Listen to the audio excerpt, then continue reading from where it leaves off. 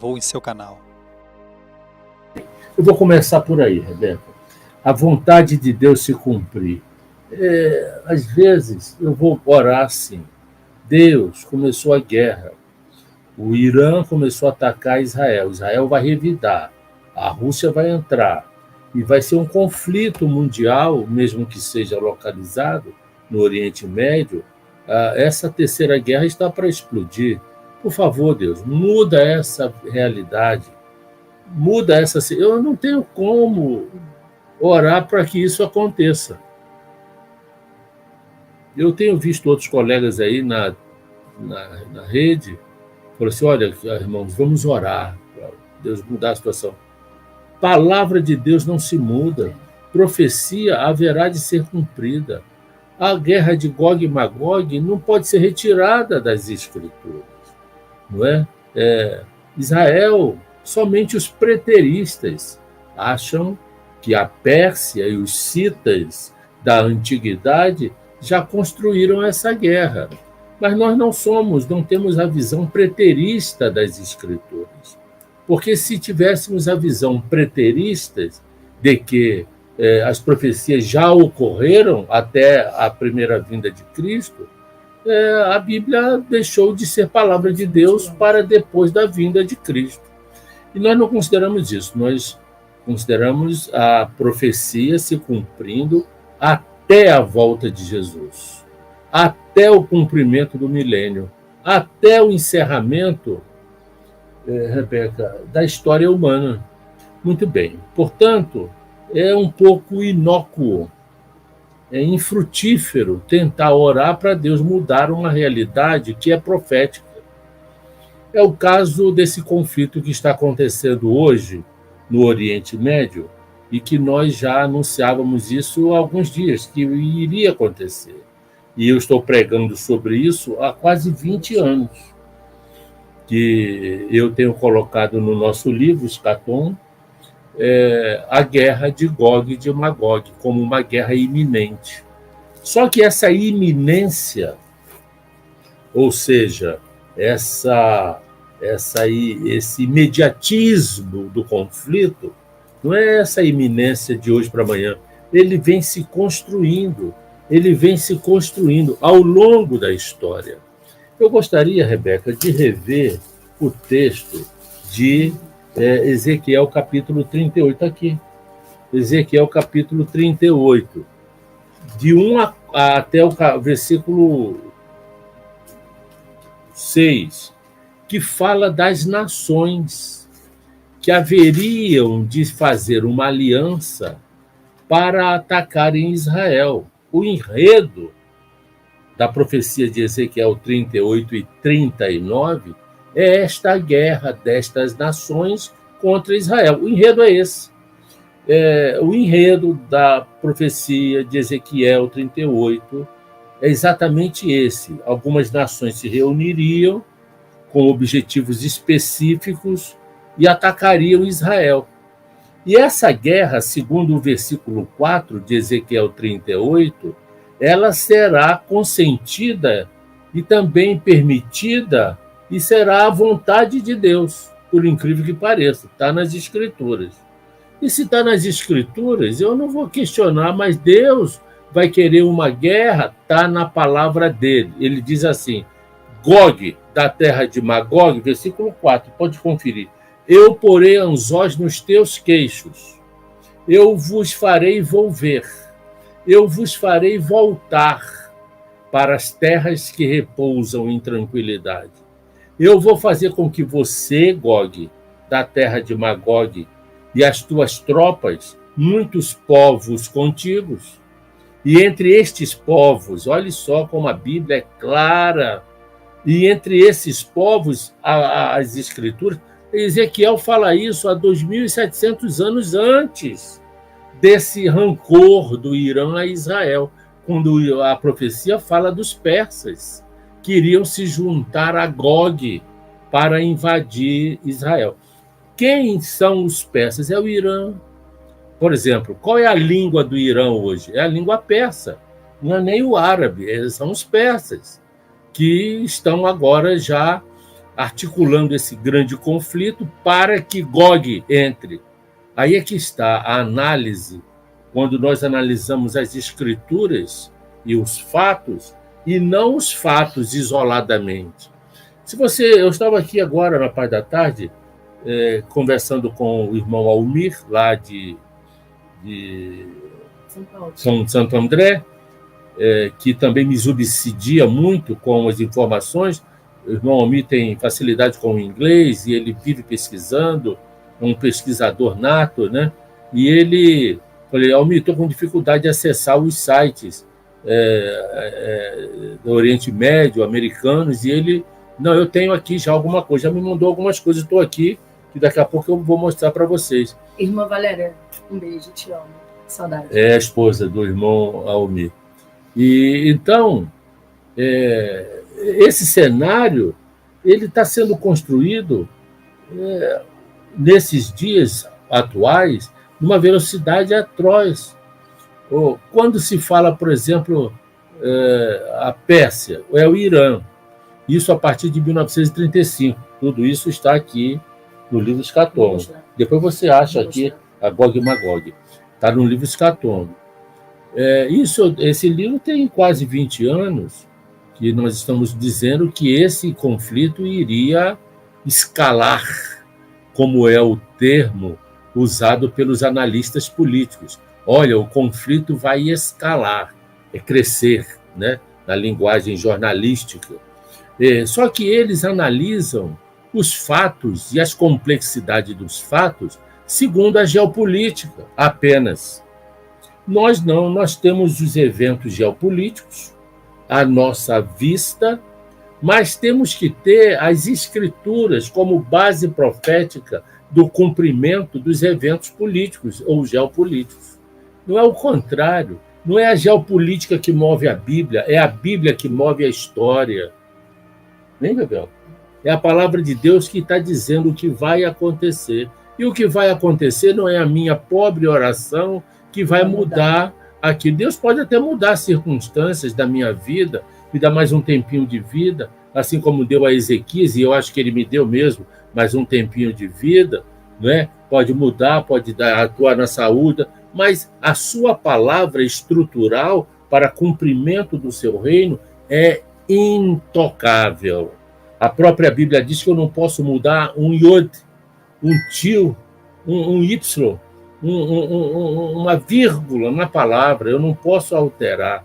Então não é a minha oração que vai dizer assim, olha, Deus, não esquece Gog de Magog, apacenta o coração dos persas e o coração dos magogianos, para que também os da Síria, os dos Líbanos, o do Iêmen, para poder aplacar essa guerra que será terrível e que está sendo terrível. Você vê que as guerras, nesses últimos momentos, têm se avolumado.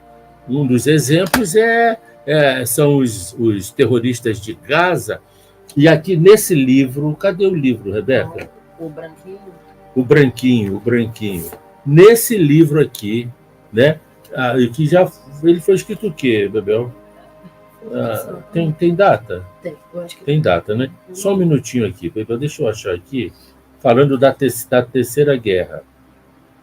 Eu falei aqui o seguinte, olha, que o estopim, Rebeca, procura agora o estopim, Terceira Guerra. Assim, não.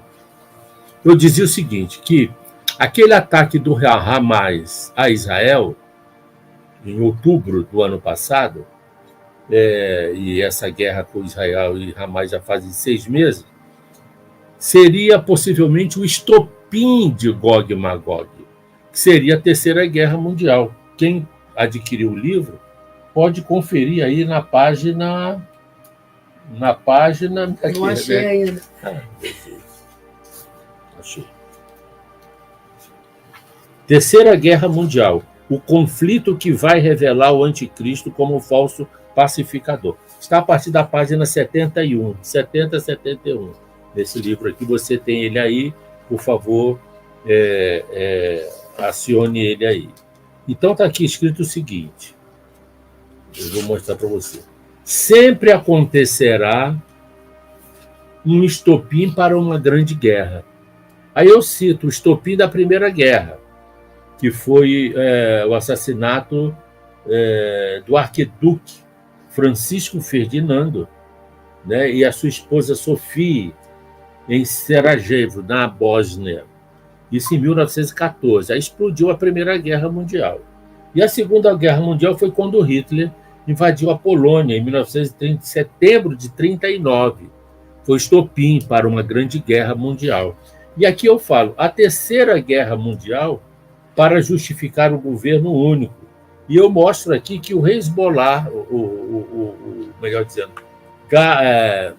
Gaza e os terroristas de Gaza formam o terceiro estopim. Está aqui. Quando andarem dizendo paz e segurança, haverá repentina destruição. O mundo está em convulsões, as nações e seu exército em prontidão. Os exércitos já estão em prontidão. Quem é que não quer ver isso? Todos estão vendo. Sem dúvida, o Irã, o Síria, o Líbano, a Turquia, principalmente a Rússia e todos os citados em Ezequiel 38, arrumam-se e animam-se com a possibilidade de que esse ataque do Hamas se torne em um estopim para desencadear esse grande levante contra Israel. Está aqui, ó. Exatamente assim como estou lendo. Então, nós não estamos fazendo aqui exercícios de adivinhação. O exercício de adivinhação, quem faz, quem faz são os analistas políticos, porque eles não conseguem enxergar. É tudo uma incógnita. O que vai acontecer? Por exemplo, essa madrugada, eu fui dormir nas madrugadas, eu vi na internet, está na internet, um analista político até de respeito, um rapaz bem ponderado, bem sensato, que ele disse o seguinte: olha, o Irã não vai atacar Israel. O Irã vai usar os seus proxies, que são seus aliados terroristas, que ele usa para afrontar Israel, o Houthis, lá do Iêmen, o Hezbollah, da Síria, do Líbano, o Hamas, não é? Para fustigar Israel. Porque um ataque do Irã a Israel, direto do território do Irã para o território de Israel, implica em que os Estados Unidos se levante para defender Israel. E isso vai trazer consequências dramáticas para o Irã. O Irã não vai querer esse tipo de... Eu escutei dele essa madrugada, vendo aqui reportagens, etc. Analista político, mas mostra que ele está errado. O Irã já está mandando drones, mísseis. Os noticiários estão aí, na CNN, nos Globo News e por aí afora, já estão mostrando que os mísseis já estão em direção ao território de Israel. Do Irã para Israel são 1.500 quilômetros, e mais ou menos. O Hezbollah já começa a disparar em massa os seus foguetes. Do Líbano, ali perto da Síria, e talvez também da Síria, ali na fronteira norte de Israel. Em média, 300 quilômetros. É mais fácil, são mísseis de pequeno alcance. E também Gaza, o Hamas do Ocidente, ou seja, dali perto do Mar Mediterrâneo. Então, vem mísseis do Norte, mísseis do Oriente e mísseis do Ocidente contra Israel. E ainda o ataque dos Houthis, né, lá do Iêmen. Veja bem, são 4 fontes de ataque contra Israel. Por isso que os Estados Unidos vão, nesse primeiro momento, ajudar Israel a interceptar esses drones e esses mísseis. Além do sistema de defesa do drone de ferro de Israel, os Estados Unidos também entram nisso para tentar impedir essa montoeira de disparo contra o território de Israel. Mas que já começou, já foi deflagrado. As notícias estão aí bombando, não é? Pelo mundo inteiro. E o que vai acontecer agora? Quais são os próximos passos? No meu entendimento, segundo as Escrituras, segundo o que eu entendo das Escrituras, o grande ataque a Israel não parte do Irã, embora o Irã vá atacar Israel, está atacando. O grande ataque é quando algumas outras nações entrarem. E a nação principal que vai liderar esse grande ataque contra Israel é a Rússia. Não é o Irã, é a Rússia. O Irã, ele iniciou, e um dos motivos desse ataque agora foi, há alguns dias atrás, Israel ter bombardeado o anexo de um consulado iraniano no Líbano. E, como retaliação, o Irã começa a atacar Israel do território iraniano. Aí já declarou guerra aberta. Os analistas estão dizendo que o Irã ia continuar usando o Hezbollah, o Hamas, e está usando. Esses proxies, que eles chamam proxies, são aliados do Irã, para atacar Israel. Mas agora o próprio Irã entra. Só que existe um acordo de proteção mútua entre o Irã e a Rússia. E a Rússia vai entrar nisso. E por que nós falamos isso com tanta convicção? Porque a profecia fala isso. Rebeca, leia aí o versículo 4 de Ezequiel 38. Só um minutinho. Você pode achar isso? Achou? Pode abrir aqui, filha. Qual a página? Pode passar. Pode passar. Aqui. 142. Página 142 do livro Escatom. Se você tiver aí, você pode acessar a página 142. E se você não tiver, em Ezequiel capítulo 38. Versículo 4. Versículo 4. Far-te-ei que te volvas, porei anzóis no teu queixo e te levarei a ti, e todo o seu exército, cavalos e cavaleiros, todos vestidos de armamento completo, grande multidão, com pavês e escudos, empunhando todos a espada. Pronto. Empunhando todas as espadas. Agora, olha o início do texto. Far-te-ei que te volvas. Ou seja, esse sujeito aí que vai fazer Gog se volver, sujeito da frase, né? Que quando eu estudei era sujeito predicado, né? O sujeito é o próprio Deus. Ele que vai fazer Gog se voltar contra Israel. E quem é Gog? Gog é um líder, é um chefe de Estado da terra de Magog. Nós já explicamos quem é Magog. Quem me acompanha e tem o livro Escatom, está aqui o index da Bíblia, Gênesis, capítulo 10. Está aqui, vou mostrar aqui para os que não têm o livro. Está vendo esse organograma aqui? Noé, Sem, Cão e Jafé. De Jafé sai Magog, sai Gomer, sai Tubal, Meseque e Togarma, que é a Turquia.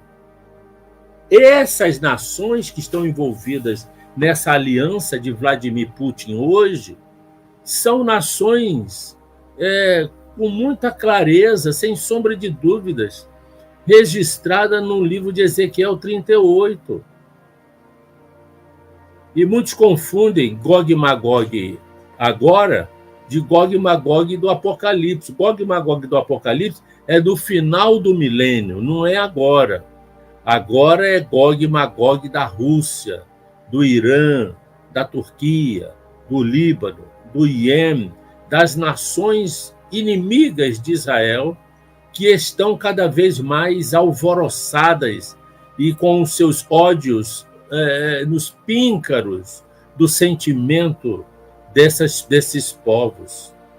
Para você ter uma ideia, agora mesmo, nesse exato momento, ontem, agora já está madrugada em Israel, uma multidão, eu tenho aqui que o André, que o Almir me mandou, uma multidão de muçulmanos, de jordanianos e também que moram em Israel, no Monte das Lamentações, no Harabait, que é o lugar ali onde tem a mesquita de Al-Aqsa, o Domo da Rocha.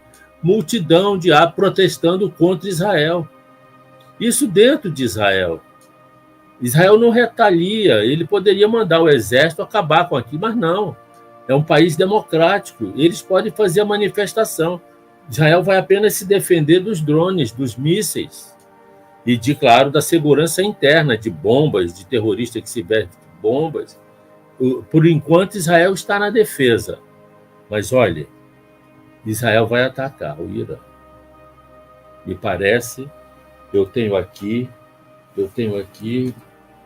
me parece já, acho que o Almir me mandou.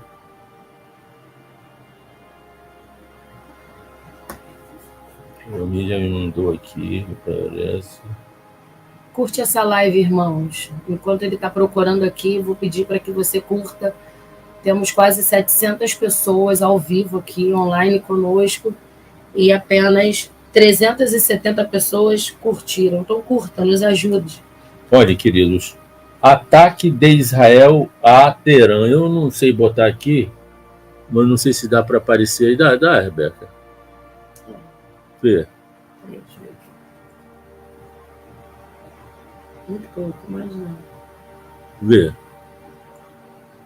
Sim, tá bom. Ataque de Israel a Teherã. Pronto. Se houver, e eu creio que vai haver uma escalada nesses conflitos, os próximos dias vão dizer isso, a Rússia vai se sentir obrigada a entrar nisso. Porque existe um tratado de apoio mútuo da Rússia com o Irã. Aí, se a Rússia entrar, entra a Turquia, porque a Rússia já tem tratado de circunnavegação com a Turquia para usar o Istambul, o Estreito de Bósforo, que sai ali do Mar Negro. Por isso, essa luta da Rússia contra a Ucrânia, para ter total domínio a Crimeia e as regiões da Ucrânia, que são limítrofes ao Mar Negro. A Rússia quer dominar tudo aquilo ali e já tem acesso a Istambul, que através de Istambul sai no Mar de Marmara, descendo para o sul, do Mar de Marmara sai no Estreito de Dardanelos, mais ao sul ainda, e sai no Mar Mediterrâneo, onde abastece seus navios em Latáquia, que fica a noroeste da Turquia. Então a Turquia vai entrar também. A Síria vai entrar, porque o Bashar al-Assad é apoiado pelo Vladimir Putin. O Líbano também. Quer dizer, essas nações todas voltar-se-ão, já se voltaram contra Israel. Tanto é que agora os ataques contra o território de Israel vêm de Gaza, vêm do norte do Líbano, do Hezbollah, e vêm agora do Irã e do Houthis, que atacam o mar Mediterrâneo e os navios de cor americana e de cor israelense. O conflito já escalou. Será que a ONU vai ter condições de chamar esses povos, esses governantes, e dizer, olha, vamos dar um tempo, vamos tomar um cafezinho aqui? Não vai, até porque a profecia diz que essa campanha vai acontecer. Só que alguns pensam assim, mas Israel tem uma estrutura militar bélica muito forte, ele pode... Israel tem pelo menos 200 mísseis atômicos, tem bomba atômica. Israel pode desencadear a Operação Sansão, acabar lá com o Oriente Médio. Isso não vai acontecer. Isso não vai. A profecia diz que isso não vai acontecer. Mas quando a Rússia entrar nisso, e esse conflito for escalado, aí vem o cumprimento de Ezequiel, capítulo 39. O próprio Deus se levantará para intervir nessa guerra. 39 o quê? O Senhor vai fazer tremer a terra. O Senhor vai fazer estremecer a terra. Vai lendo aí que você vai encontrar. Tá aqui. Aí, já achou? Olha isso, Rebeca vai ler. 39, A partir do 1. a partir do versículo 1, capítulo 39. De Ezequiel. Tu, pois, ó filho do homem, profetiza ainda contra Gog e diz, e assim diz o Senhor Deus: Eis que eu sou contra ti, ó Gog, príncipe de Rois, de Meseque e Tubal. Far-te-ei que te volvas e te conduzirei, far-te-ei subir dos lados do norte e te trarei aos montes de Israel. Tirarei o teu arco da tua mão esquerda e farei cair as tuas flechas da tua mão direita. Você sabe o que dizer isso? Deus está dizendo que vai fazer Gog vir, a Rússia vir, junto com o Irã, junto com a Turquia, junto com a Síria, junto com o Iêmen, junto com as suas alianças. E quando subir nas montanhas da Judéia, ele fará o que, Rebeca? Tirarei o teu arco da tua mão esquerda e farei cair as tuas flechas da mão direita. Que maravilha, eu vou te desarmar. Porque, a rigor, com todo o potencial bélico, Israel não seria páreo para enfrentar Rússia, Irã, Turquia, Síria, Líbano e Iêmen. Não seria. O Hamas, o Hezbollah, imagina bem isso. Como não seria páreo para enfrentar Faraó seguindo Israel para afogá-lo no Mar Vermelho. Quem interveio lá no Mar Vermelho? Deus. Como não seria páreo para destruir a cidade de Ai? Quem interveio? Deus. Como não seria páreo para fazer cair as muralhas de Jericó antes de entrar na Terra Prometida? Quem fez as muralhas caírem em Jericó? Deus. Como não seria páreo para ganhar a guerra de independência de Israel agora em 1948, quando 7 nações árabes, inclusive o Egito, a Arábia Saudita, o Líbano, a Jordânia, a Síria, tentaram destruir Israel e afogá-los no mar Mediterrâneo. Israel recém-chegado na terra. E essas nações com toda a estrutura bélica. Israel não seria páreo para essas 7 nações, mas 9 meses depois de começar a guerra, Israel saiu vitorioso dessa guerra contra os conceitos e as estratégias militares. Os militares até hoje ficam pensando, como é que essa nação minúscula, recém-chegada na terra, conseguiu debelar 7 nações árabes? Como é que é isso? Fale isso para nós. Sabe o que é? Deus interveio. Como também não conseguiria... Está aqui. Olha o mapa da invasão. Rebeca, mostra aqui, filha. Está aqui o mapa da invasão. Em 1948. Está aqui no livro Escatom. Levanta um pouquinho. Está aqui, olha cá. Dá para ler daí? Não sei se dá para ler daí. Está aqui, olha. O Iêmen, que hoje ataca Israel. O Egito, a Jordânia, a Síria, o Líbano, a Arábia Saudita e o Iraque partiram para dentro de Israel, saíram de lá derrotados contra uma nação recém-chegada na terra. Onde foi que os Estados Unidos entrou nessa guerra? Não entrou, não. Foi o próprio Deus que interveio e a nação hebraica prevaleceu. Depois eu vou dizer por que Israel não perde a batalha, não perde a guerra.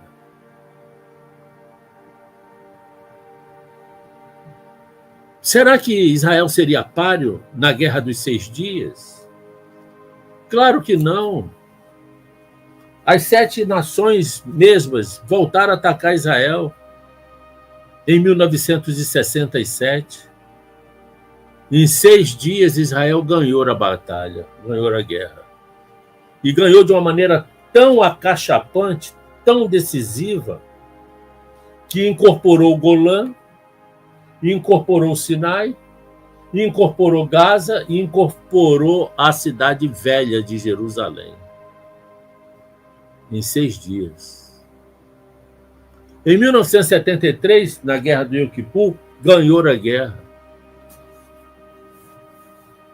É bem verdade que existem perdas de todos os lados. Ninguém está aqui dizendo, Israel matou o mundo. Não. Isso é para a tristeza da humanidade. Isso não é, ninguém está aqui levantando bandeira de Israel como se Israel tem que matar mesmo. Não é nada disso. Nós estamos discutindo aqui o cumprimento das profecias. O povo de Israel, a nação hebraica, não pode ser derrotada porque tem um trono no meio dessa nação. E esse trono está vazio. E um rei haverá de se assentar nesse trono. E essa nação não será destruída até que esse trono seja ocupado.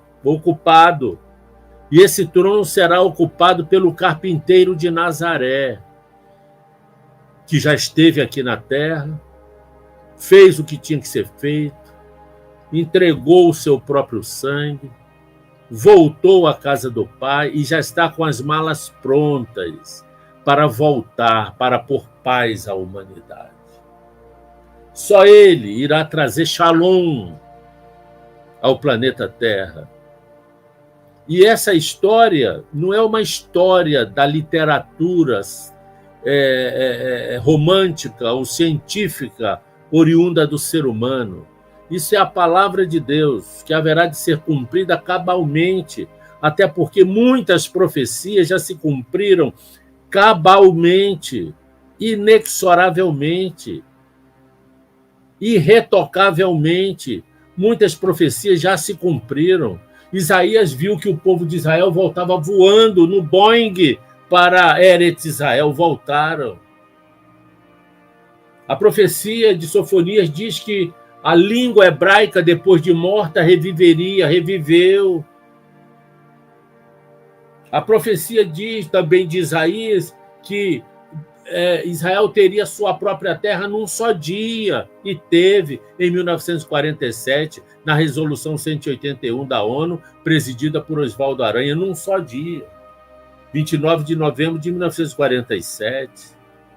A profecia diz que Israel seria levantado como nação de uma só vez, e aconteceu em 1948, no dia 14 de maio de 1948, quando David Ben-Gurion leu a Carta de Independência de Israel em hebraico, a língua revivida, no Museu da Independência lá em Tel Aviv, e as bandeiras da Inglaterra desceram e as bandeiras de Israel subiram, uma nação de uma só vez.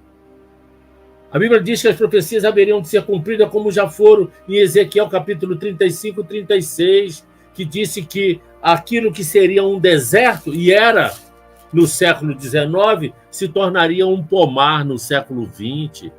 Vai lá, pega um avião, sobrevoa o Oriente Médio, sobrevoa Gaza, sobrevoa a Jordânia, depois você sobrevoa Israel e você vê a diferença. Israel é um pomar. Está na Bíblia que eles fariam do deserto um pomar. O segundo maior produtor de cítricos do Oriente Médio para abastecer a Europa é Israel, de cítricos e de flores. Israel é uma pujança. Pelo menos mais de 100 prêmios nobres da inteligência humana espalhada pela terra são de judeus. Tem um trono no centro, no meio desse povo, para ser ocupado pelo Rei dos Reis, que está a caminho da volta. O próprio judeu não crê nisso. O próprio judeu não crê que o carpinteiro de Nazaré era o tão esperado Mashiach de Israel, mas era. Só que nós cremos. Bem-aventurados aqueles que creram, não viram, não tiveram lá junto com Tomé para meter a mão nos buracos dos cravos, mas cremos que ele é o Deus encarnado, é o Verbo que se fez carne, é a palavra viva entre nós. E está vivo, e suas malas já estão prontas para voltar, e ele volta para finalizar a quarta guerra, porque esta guerra que nós estamos vendo agora é a terceira. Gog e Magog. Por isso que vai surgir aí o tal do anticristo, já está na terra. Mas esse homem vai se levantar, porque esse conflito que vai entrar a Rússia, vai entrar a Turquia, vai entrar essas pessoas, essas nações, o próprio Deus vai intervir, mas ele, o anticristo, é que vai sair com a bandeira de paz, dizendo foi ele que trouxe paz. Aí Paulo diz assim, quando andarem dizendo paz e segurança, 1 Tessalonicenses capítulo 5, sobrevirá repentina destruição. Porque quando esse homem surgir na terra, surgir, como eu digo, se apresentar, ele já está na terra, e propor uma paz no Oriente Médio, Israel vai ficar feliz da vida. As autoridades israelenses vão dizer assim, esse cara é o cara, ele vai trazer paz, ele está trazendo shalom. O que mais Israel quer é shalom. Mas Israel ataca para se defender. Mas Israel também andou atacando o Irã, para evitar o Irã fazer a bomba atômica. Não se iluda, não. O Irã já tem urânio para fazer a bomba. E fazendo a bomba, o primeiro alvo é Israel, para detonar Israel.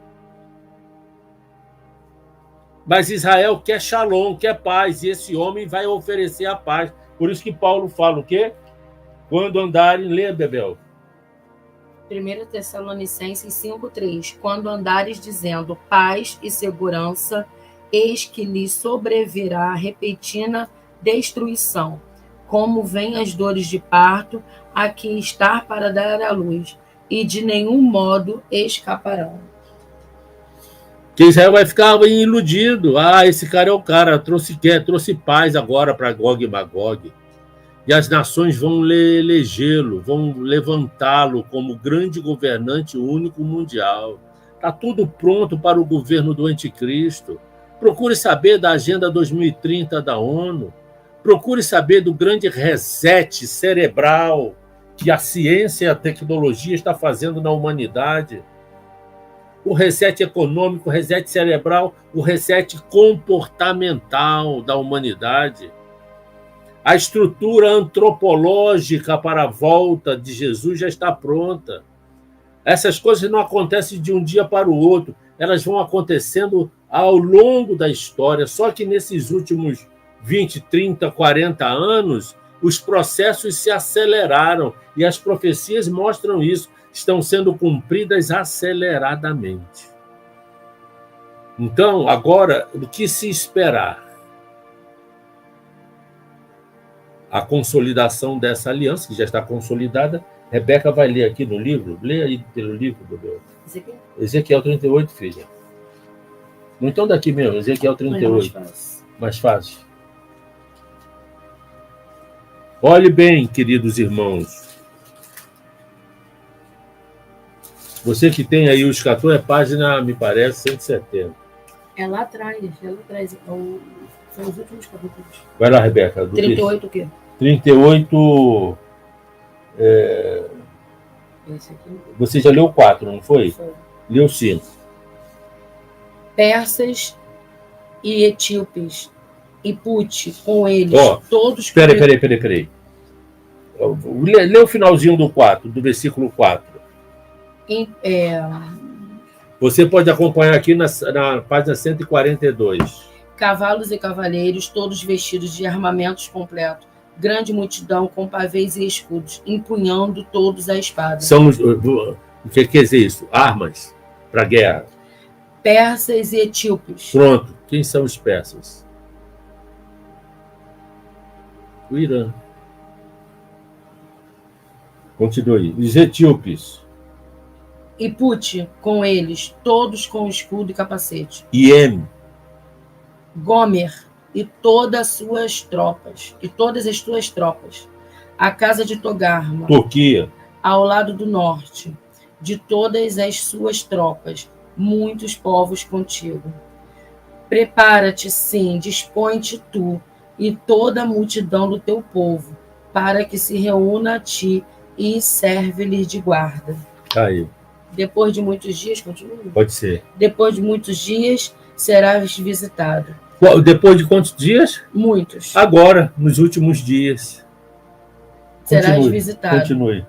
No fim dos anos, Nos últimos dias. virás à terra em que se recuperou da espada. Qual foi a terra que se recuperou da espada? Israel. Que espada? A diáspora.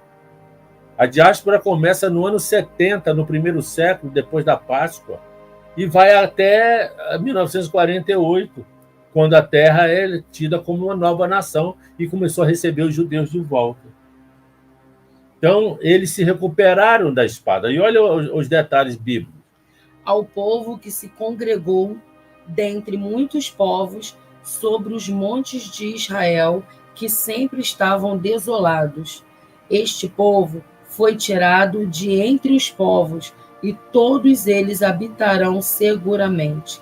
Então subirás, virás como tempestade, far-te-ás como nuvem que cobre a terra, tu e todas as tuas tropas, e muitos povos contigo.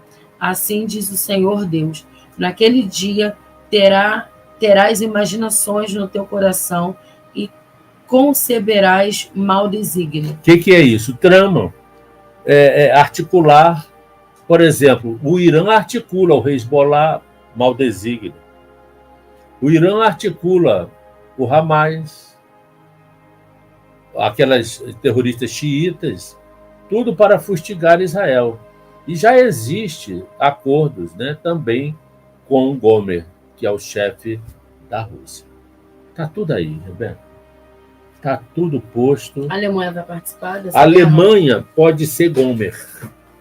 Há uma suspeita de que da Alemanha poderá vir o anticristo. Então a Alemanha poderá... Há uma suspeita que a Alemanha poderá ser Gomer, junto com a França, que irão, inclusive, sair do bloco da OTAN e se levantar contra a... Porque a Alemanha depende do gás russo. Tanto é que aquele eletrogás, né? Aquele conduto de gás que sai da Rússia até a Alemanha, que abastece a Alemanha de energia. Esse jogo diplomático pode virar da OTAN. Isso tudo pode acontecer e vai acontecer para cumprir a profecia bíblica. Então, queridos irmãos, eu não vou cansá-los muito. Eu tenho duas perguntas que eu acho que é muito pertinente. A primeira foi um irmão ou uma irmã, desculpa, irmã, não lembro o seu nome, falando que ela ficou confuso com o seu comentário de que não adianta orar, não é, para Deus mudar toda a situação por conta da profecia, se a Bíblia manda orar. Então eu queria que você explicasse de uma forma um pouco mais simples, né, de repente para quem está começando a conhecer as Escrituras agora, como então que essa pessoa deve orar, não é mesmo, pela paz ou de alguma outra forma, mas que não venha ferir as profecias que... Você Deus já respondeu, né, Rebeca? Não, eu fiz uma pergunta. Mas a pergunta já traz a sua resposta, porque eu creio no poder da oração. A Bíblia diz que quando o justo ora, pode muito em seus efeitos. Só que são efeitos conjunturais, não estruturais. A minha oração não tem poder para mudar a estrutura da profecia. A minha oração pode tocar o coração de Deus para mover conjunturas. Eu estou longe de Deus, tenho um desafio pessoal, secular, ou mesmo existencial. Por isso que Jesus mandou o Consolador, que consola, que até intervém no meu dia a dia, na minha vida cotidiana, na minha conjuntura de vida. Mas como Deus vai mudar a sua estrutura profética? Mudar a sua palavra? Então, Gog e Magog deixou de existir. o Armagedon deixou de existir, não vai acontecer o Armagedon. 2/3 do povo judeu, segundo Zacarias capítulo 13, irão perecer. Isso está aqui nesse livro. Mas 1/3 o Senhor vai salvar. Como é que Deus vai mudar essa profecia? Escrita há 2.700 anos. Agora eu vou rapidinho. Gog e Magog é a mesma guerra que Armagedon? Não. Né? Não, boa pergunta. Gog e Magog nós vamos ver, e Armagedon provavelmente não, né? Os salvos. Olha, eu não sei, porque eu não posso dizer se a gente vai ver a construção total de Gog e Magog, porque o que está acontecendo hoje com o Irã e com Israel é mais uma peça no tabuleiro. Mas Gog e Magog só está mesmo clara que está acontecendo quando a Rússia entrar. Porque Gog é da Rússia e Magog é a Rússia. Muito bem, embora a Pérsia esteja na aliança, a Pérsia será talvez um instrumento que vai forçar a Rússia.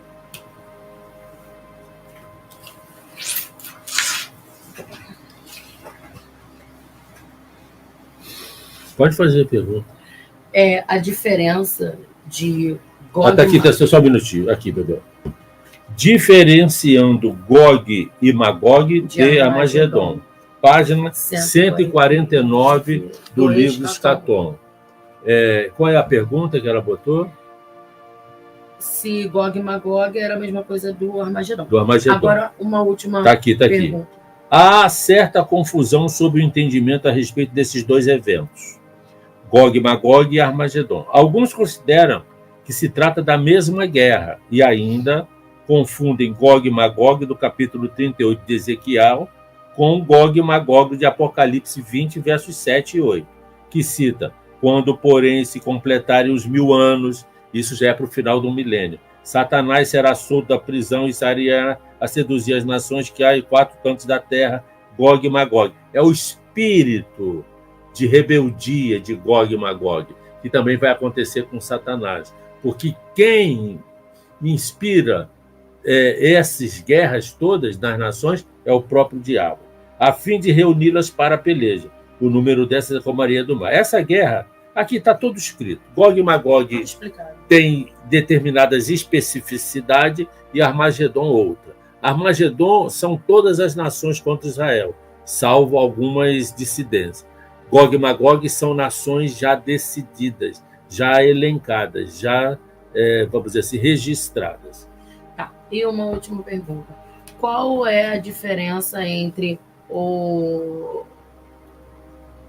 agora eu não lembro se é Gog e Magog ou Armagedon. De Ezequiel e de Apocalipse. É Gog e Magog ou Armagedon? É Gog e Magog. Então, qual é a diferença de Gog e Magog? De Ezequiel para Gog e Magog de Apocalipse. Gog e Magog de Ezequiel acontece agora, para poder chegar o anticristo, para pacificar. Ele diz que pacifica. E o Gog e Magog do Apocalipse é a rebelião final de Satanás quando ele for solto da prisão depois dos 1000 anos do reino milenar de Cristo. Agora, só mais um pedido. Encosta aqui a cabeça. Passa um pouquinho. O quê?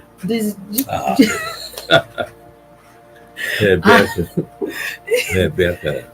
É uma mente brilhante. Glória a Deus por isso. Que conversa é essa? Que mente brilhante? Ué. É apenas fome das escrituras, é debruçar, ler, estudar, comprar livros que me ajudem a interpretar, procurar os autores, conversar com os irmãos, sonhar com isso, pedir ao Espírito Santo. Não dormir. Não tem nada de cabeça brilhante. Todos nós temos cabeça brilhante, porque nós somos frutos da criação do brilhante, que é o próprio Criador. O Criador colocou em todas